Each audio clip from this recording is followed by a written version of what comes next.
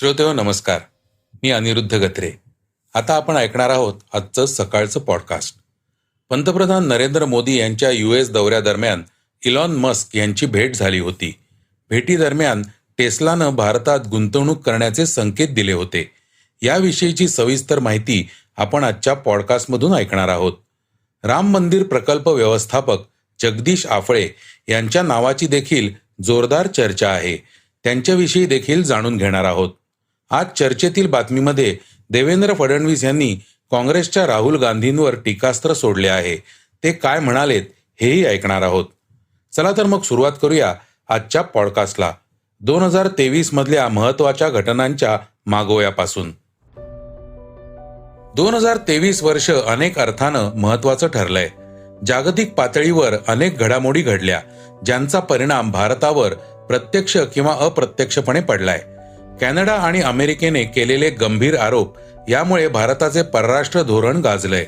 तसेच इस्रायल आणि हमासमध्ये सुरू झालेलं युद्ध केवळ जागतिकच नाही तर भारताच्या धोरणांवर दूरगामी परिणाम करणारं ठरणार आहे. भारताच्या दृष्टिकोनातून जागतिक पातळीवर कोणत्या 5 घटना महत्वाच्या होत्या हे आपण ऐकूयात. कॅनडियन पंतप्रधान ट्रुडोंचे गंभीर आरोप. कॅनडाचे पंतप्रधान जस्टिन ट्रुडो यांनी खलिस्तानी नेता हरदीप सिंग निज्जर याची हत्या भारतीय गुप्तचर यंत्रणांनी केल्याचा गंभीर आरोप केला. त्यामुळे एकच खळबळ उडाली होती. भारताने ट्रुडो यांनी केलेले आरोप फेटाळून लावले. त्यानंतर कॅनडियन नागरिकांना व्हिसा बंदी करण्यात आली. शिवाय भारतात असलेल्या कॅनडाच्या राजदूतांची संख्या कमी करण्यास सांगण्यात आलं. काही दिवसांनी भारत सरकारने व्हिसा बंदी उठवली. पण भारत कॅनडा संबंध सध्या तणावाचे आहेत. निज्जर याची हत्या भारतीय यंत्रणेकडून झाल्याची माहिती अमेरिकेनेच कॅनडाला पुरवली असल्याचं सांगितलं जात आहे. अमेरिकन नागरिकाच्या हत्येचा कट. कॅनडानंतर अमेरिकेनेही भारत सरकारवर गंभीर आरोप केलाय. अमेरिकन कॅनडियन नागरिक गुरपतवत सिंग पन्नूच्या हत्येचा कट एका भारतीय व्यक्तीने आणि सरकारी अधिकाऱ्याने रचल्याचा आरोप करण्यात आलाय. अमेरिकेच्या आरोपांना भारताने गांभीर्याने घेतले आहे. पंतप्रधान मोदी म्हणालेत की पुरावे मिळाल्यास याबाबत पुढील कार्यवाही करू. आरोपी निखिल गुप्ता हे सध्या झेक रिपब्लिक देशात तुरुंगवासात आहेत. अशा काही घटनांमुळे भारत आणि अमेरिकेच्या संबंधात बिघाड होऊ शकत नाही असं मोदी म्हणाले होते. मात्र अध्यक्ष जो बायडेन यांनी प्रजासत्ताक दिनानिमित्त भारतात येण्याचे टाळलंय. हमास इस्रायल युद्ध. 7 ऑक्टोबर रोजी हमासनं इस्रायलवर हल्ला केलाय. जवळपास 5000 मिसाईल हमासकडून डागण्यात आल्याचं सांगितलं जात आहे. हमासच्या या हल्ल्यात 1200 पेक्षा जास्त इस्रायल नागरिकांना मृत्यू झालाय, तर जवळपास 230 जणांना हमासच्या अतिरेक्यांकडून बंधक बनवण्यात आलंय. इस्रायलनं हमासला दिलेलं प्रत्युत्तर अधिक भीषण आहे. इस्रायलने हमासवरील हल्ला अजूनही सुरूच ठेवलाय.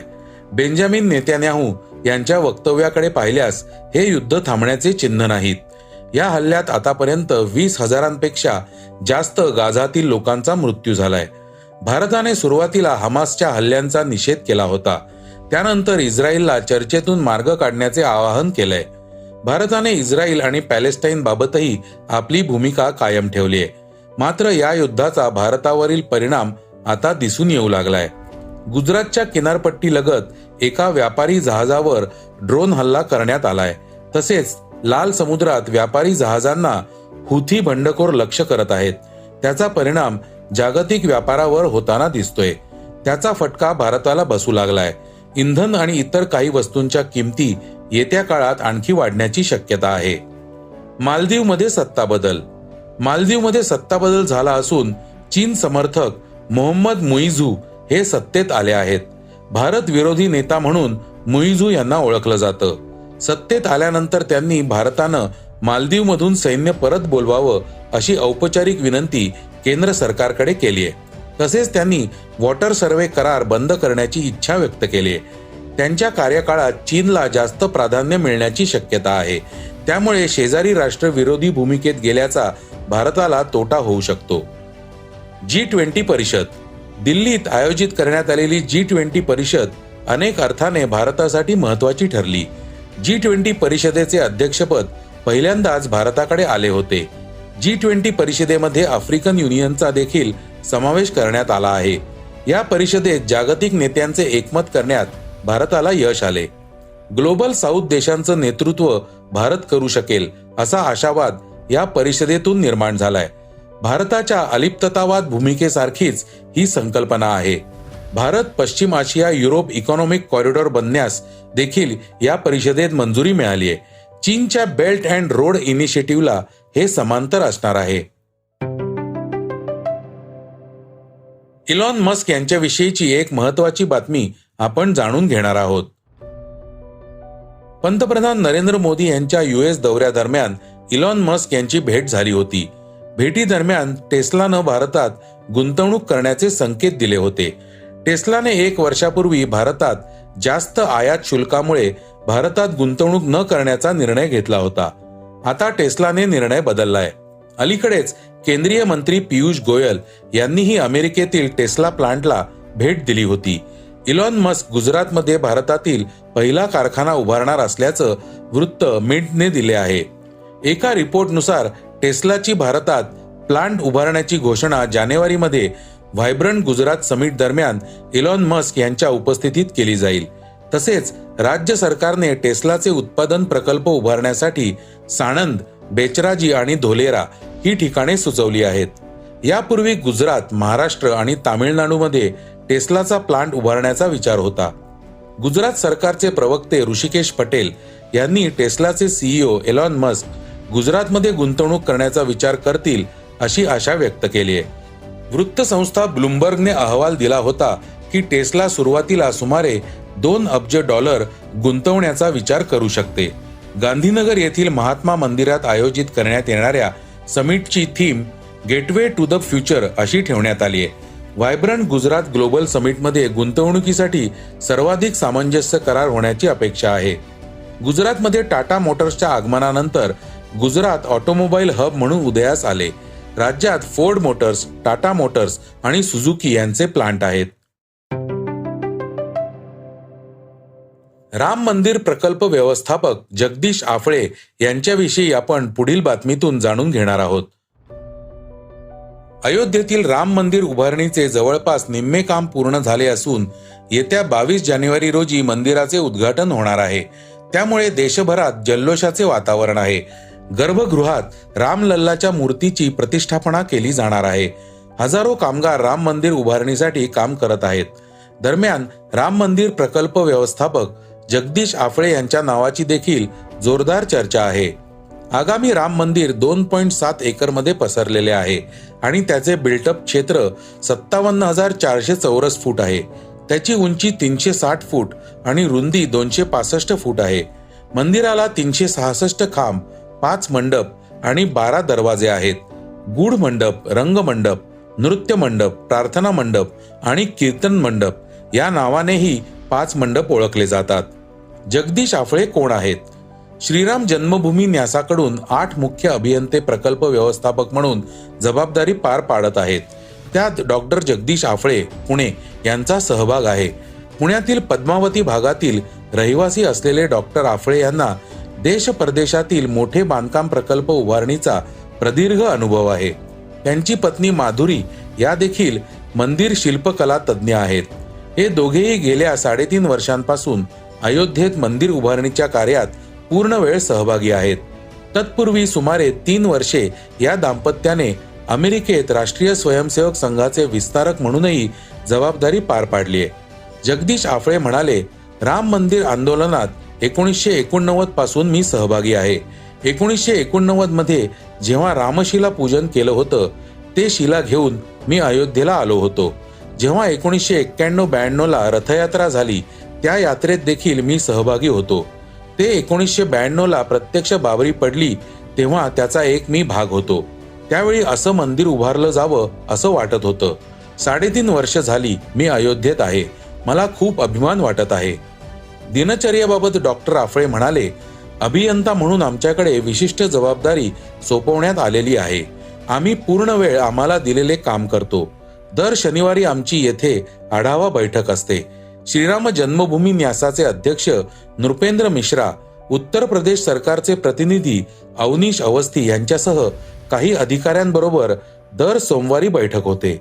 उत्तर प्रदेशचे मुख्यमंत्री योगी आदित्यनाथ महिन्यातून एकदा येथे प्रत्यक्ष येऊन आढावा घेतात. नियोजित वेळापत्रकानुसार शिस्तबद्ध पद्धतीने काम चालेल यावर आमचा कटाक्ष असतो. मंदिर उभारणीच्या प्रशासकीय कामात माधुरी या देखील सहभागी असल्याचे त्यांनी सांगितले. आता आपण ऐकणार आहोत आजच्या वेगवान घडामोडी. लष्कर-ए तैयबा या दहशतवादी संघटनेचा संस्थापक आणि मुंबईतील दहशतवादी हल्ल्याचा मास्टरमाइंड हाफिज सईदला भारतात आणण्यासाठी भारत सरकारने मोठं पाऊल उचललंय. भारताने पाकिस्तानकडे हाफिजच्या प्रत्यार्पणाची मागणी केली आहे. भारताने पाकिस्तानला अधिकृतरित्या म्हटलंय की हाफिज सईदला आमच्या हवाली करा. हाफिज भारतासाठी महत्वाचा असल्याचं सांगण्यात आलेलं आहे. मात्र पाकिस्तानकडून अद्याप कुठलंही उत्तर आलेलं नाही. भारताने अधिकृतरित्या पाकिस्तानकडे 26/11 हल्ल्यातील मास्टरमाइंड हाफिज सईदला NIA ने दाखल केलेल्या वेगवेगळ्या गुन्ह्यांसाठी प्रत्यार्पण करण्याची मागणी केली आहे. भारतीय शेअर मार्केटमध्ये अजूनही 5-10 पैशांना शेअर्स मिळतात, म्हणजेच कोणीही ते खरेदी करू शकतात. पण जगातील सर्वात महागड्या शेअरची किंमत ऐकून तुमचा कानांवर विश्वास बसणार नाही. जगातील सर्वात महागड्या एका शेअरची किंमत 4 कोटी रुपयांपेक्षा जास्त आहे. जगातील सर्वात महाग शेअर बर्कशायर हॅथवे इंकचा आहे. या कंपनीच्या एका शेअरची किंमत सध्या $5,43,750 इतकी आहे, जी भारतीय चलनात 4.52 कोटी रुपये इतकी आहे. या एका शेअरद्वारे तुम्ही आलिशान घर, कार, बँक बॅलन्स आणि सर्व सुखसोयी मिळवू शकता. शेअरच्या किमतीत इतके शून्य आहेत की ते मोजताना लोक गोंधळून जातील. अभिनेत्री आणि माजी खासदार जयाप्रदा यांच्या अडचणीत वाढ होण्याची शक्यता आहे. आचारसंहिता भंग केल्याच्या 2 प्रकरणांमध्ये त्यांच्या विरुद्ध अजामीनपात्र वॉरंट जारी करूनही जया कोर्टात हजर राहिल्या नाहीत. यामुळे पोलिसांनी जयाप्रदाच्या स्थानिक ठिकाणांवर तसेच दिल्ली आणि मुंबईतील त्यांच्या ठिकाणांवर छापे टाकले, परंतु अजूनही जया यांचा शोध पोलिसांना लागला नाही. जयाप्रदा यांनी 2019 मध्ये रामपूरमधून भाजपच्या तिकिटावर निवडणूक लढवली होती. सुकेश चंद्रशेखर मनी लॉन्ड्रिंग प्रकरण सर्वांनाच माहीत आहे, जो आता सध्या दिल्लीच्या मंडोली कारागृहात आहे. तसेच एक नवीन प्रकरण समोर आले आहे. हरियाणाकडून अंडर-19 क्रिकेट खेळलेला क्रिकेटपटू मृणांक सिंगला नवी दिल्लीच्या चाणक्यपुरी पोलिसांनी फसवणुकीच्या आरोपाखाली अटक केली आहे, ज्याने पंचतारांकित हॉटेल्स, लोक आणि क्रिकेटपटू ऋषभ पंतची लाखो आणि कोटींची फसवणूक केली आहे. आरोपी मृणांक सिंगने वरिष्ठ भारतीय पोलीस सेवा म्हणजे IPS अधिकारी असल्याचे दाखवून देशभरातील अनेक लक्झरी हॉटेल मालक, व्यवस्थापकांची फसवणूक केली आहे. फसवणूक झालेल्यांमध्ये ऋषभ पंतच्या नावाचाही समावेश आहे. आता आपण ऐकणार आहोत आजची चर्चेतील बातमी. नागपुरातील काँग्रेसच्या सभेतून काँग्रेसचे माजी अध्यक्ष राहुल गांधी यांनी भाजपवर टीकास्त्र सोडले. यावरून उपमुख्यमंत्री देवेंद्र फडणवीस यांनी पलटवार केलाय. सभेसाठी तेलंगणातून देखील माणसं आणली होती, तरी देखील खुर्च्या रिकाम्या राहिल्या. राहुल गांधी यांना लोक गांभीर्याने घेत नाहीत, त्यामुळे आम्ही तरी त्यांना का गांभीर्याने घ्यावं असं म्हणत त्यांनी टोला लगावलाय. देवेंद्र फडणवीस यांनी हल्लाबोल केलाय. ते म्हणाले की त्यांचं भाषण ऐकण्याच्या मानसिकतेत कोणी नव्हते. खरं म्हणजे त्यांनी याची थीम ठेवली होती, है तैयार हम. आता हे कशा करता तयार आहेत हे काही आमच्या लक्षात आलेलं नाही. पण हे जे है तैयार हम हे म्हणतायत, लोक म्हणतात हम तैयार नहीं है और हम तुमको सुनना नहीं चाहते. पण मला एका गोष्टीचं आश्चर्य वाटलं. या देशामध्ये अनेक आमचे शूर राजे आणि राजघराणे यांनी इंग्रजांशी संघर्ष केला. अनेकांनी आपलं स्वत्व टिकवून ठेवलं आणि आज राहुल गांधी सरसकट असं म्हणाले की देशातल्या राजांनी इंग्रजांशी साठगाठ केली होती. अशा प्रकारे या राजघराण्यांचा अपमान करणं हे अतिशय चुकीचं आहे आणि मला असं वाटतं की हे काही महाराष्ट्रात किंवा देशात कोणी सहन करणार नाही.